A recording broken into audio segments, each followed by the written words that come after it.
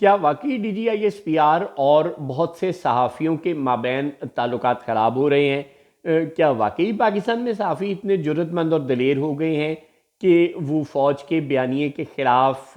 فوج کی official statements کے خلاف بول رہے ہیں؟ یہ تو منظر شاید پاکستان میں پہلے کم ہی دیکھنے کو ملا۔ ہاں، غیر ملکی میڈیا ہاؤسز کے صحافی اگر بولیں تو بات سمجھ میں آتی ہے، لیکن اگر اندرون ملک کام کرنے والے میڈیا آؤٹ لیٹ سے تعلق رکھنے والے صحافی بھی اور بالکل آزادی سے تنہا کام کرنے والے صحافی بھی اگر طاقتوروں کے بیانیے کے خلاف بولنے لگ پڑے، تو پھر یہ واقعی پاکستان جیسے ملک میں معجزہ ہے، جو اب ہمیں یہ بتایا جا رہا ہے کہ سیاسی قیادت کے بھاگنے کی شرمندگی کو چھپانے کے لیے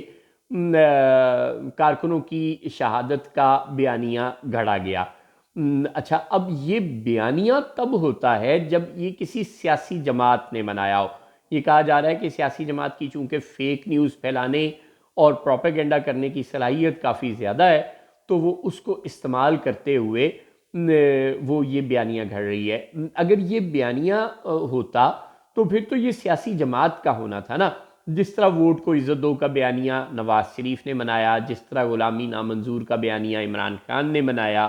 بین ہی اگر یہ دعویٰ صرف تحریک انصاف کے قائدین بشرا بی بی، علی امین گڈا پور، بیرسٹر گور، سینیٹر علی ظفر، شیر افضل مروت اور یہ اسد کیسر، عمر ایوب، یہ سب لوگ کر رہے ہوتے کہ ان کی جماعت کے کارکن شہید ہوئے، تو ہم مان لیتے کہ یہ بیانیہ ہے جو تحریک انصاف پھیلا رہی ہے۔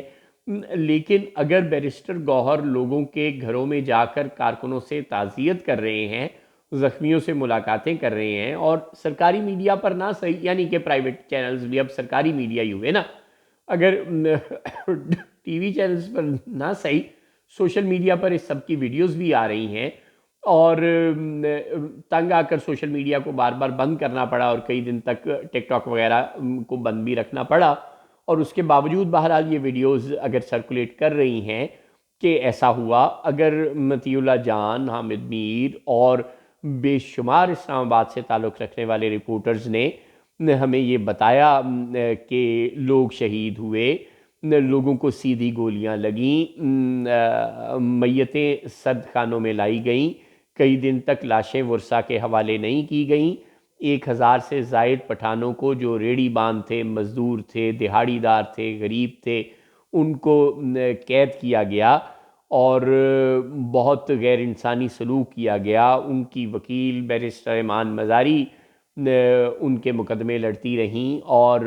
وہ باقاعدہ روتی رہیں، وہ لڑتی رہیں پولیس والوں سے، عدالتوں میں پیش ہوتی رہیں، بتاتی رہیں کہ جناب غلط ہو رہا ہے لوگوں کے ساتھ، اور انہیں ان کے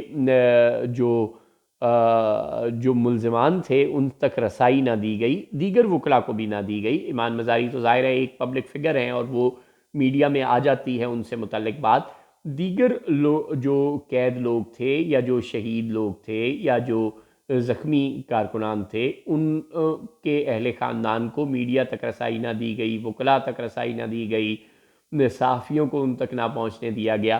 تو اور صحافی اس بات سب کو رپورٹ کرتے رہے، غیر ملکی میڈیا آؤٹلیٹس بالخصوص رپورٹ کرتے رہے، اندرون ملک کے میڈیا آؤٹلیٹس بھی، اور حتیٰ کہ اپنی پرسنل کیپیسٹی میں کام کرنے والے اعزاز سید، عمر چیمہ اور مطیع اللہ جان اور اسد طور ٹائپ یوٹیوب پر کام کرنے والے، یعنی کہ اپنے میڈیا آؤٹلیٹس کے ذریعے سے کام کرنے والے، نجی کیپیسٹی میں کام کرنے والے لوگ بھی اپنے اپنے آؤٹلیٹ سے سب کو رپورٹ کرتے رہے اور بڑی تفصیل سے اس کے شواہد تک، مردہ خانوں کے رجسٹر تک لا کر ان کے سکرین شاٹس تک عوام کے سامنے رکھتے رہے۔ تو یہ تو بیانیہ تو نہیں ہوتا، یہ تو فیکٹس ہوتے ہیں، یہ تو حقائق ہوتے ہیں، اس کو بیانیہ تو نہیں بولتے۔ بیانیہ تو اس کو بولتے ہیں جس کو عمران خان کہتے ہیں کہ غلامی نامنظور، اور ان کے پاس اس کا ثبوت بھی نہیں ہے کہ غلامی وہ کس چیز کو کہتے ہیں، یا ووٹ کو عزت دو، اور نواز شریف ووٹ کو عزت دیتے بھی نہیں۔ اس بات کو بیانیہ کہتے ہیں جو ایک نعرہ ہوتا ہے، اور نعرے کے علاوہ کچھ نہیں ہوتا، جس طرح عمران خان کہتے تھے 35 پنکچر، اور ان کے پاس اس کا کوئی ثبوت نہیں تھا۔ تو اس میں اس وقت 26 نومبر کو جو کچھ ہوا اس کا بیانیے سے تو کوئی تعلق نہیں، یہ تو وہ حقائق ہیں یا وہ واقعات ہیں، وہ سرکمسٹینشل ایویڈنس ہے یا ڈاکیومنٹری ایویڈنس ہے جس کو صحافی رپورٹ کرتے رہے، تو اب آپ یہ کیوں کہہ رہے ہیں کہ سیاسی قیادت کے بھاگنے کی شرمندگی کو چھپانے کے لیے سیاسی جماعت نے یہ بیانیہ گھڑ لیا کہ اس کے کارکن شہید ہوئے؟ یہ بیانیہ سیاسی جماعت تو گھڑ ہی نہیں رہی، یہ بیانیہ تو اسلام آباد سے رپورٹ کرنے والے درجنوں صحافیوں کا کہ بیان کی ہوئی واقعاتی شہادتیں یا ڈاکیومنٹری ایویڈنس یہ بیانیہ پیدا کر رہے ہیں۔ تو اب پھر آپ ان صحافیوں کے خلاف کریک ڈاؤن شروع کریں نا،